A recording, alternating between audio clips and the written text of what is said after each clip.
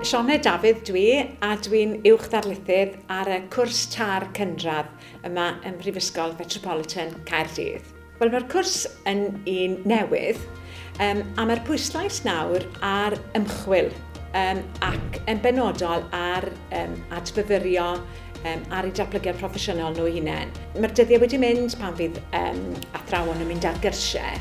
Erbyn hyn, maen nhw'n dysgu oddi wrth ei gilydd a drwy weithredu ymchwil yn strategol.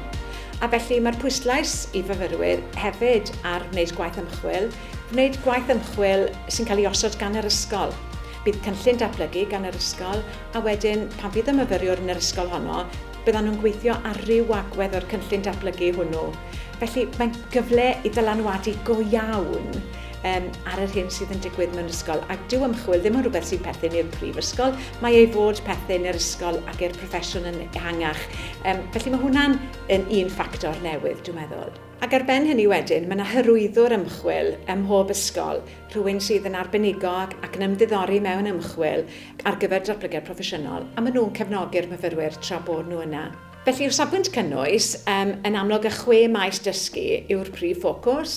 Felly, yn hytrach na dysgu pynciau ragor, i ni wedi trosglwyddo i ystyried 6 maes ymchwil. Ieithoedd, llythrennedd a chyfathrebu, mathemateg a rhifedd, dyniaethau, celfyddydau mynegiannol, iechyd a lles a gwyddoniaeth a thechnoleg.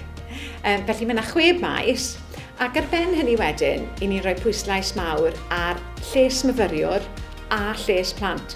Hwnna'n ffactor amlwg iawn yn yr hyfforddiant. Felly, o safbwynt yr hyfforddiant, mae'r myfyrwyr yn cael 120 o ddyddiau mewn ysgol. Maen nhw'n cael 15 diwrnod hefyd mewn ysgolion arweiniol, sef hyfforddiant penodol iddyn nhw'n cael gweld beth sydd ar waith mewn ysgol, rhoi damcaniaeth ac ymarfer at ei gilydd, a 45 diwrnod wedyn yn y brifysgol. Mi fyswn i'n pwysleisio hefyd, wrth gwrs, dyw myfyriwr ddim yn gorfod dechrau dysgu o'r diwrnod cyntaf mae'n mynd allan i'r ysgol. Ar y cwrs TAR, enghraifft, mae yna bythefnos ar y dechrau, ble mae'r pwyslais ar ddod i nabod yr ysgol, dod i nabod y plant, ar sylwi ar yr athrawon yn dysgu, dod i ddeall beth yw'r gofynion, dod i nabod y plant yn bwysicach na dim un. A wedyn, mae yna gyfle i addysgu ar y cyd, gyda'r athro, neu hyd yn oed gyda cydfyfyriwr arall, dysgu tîm. A dim ond ar ôl cymryd y camau yna, a byddwn ni wedyn yn disgwyl i fyfyriwr i dechrau dysgu yn annibynnol.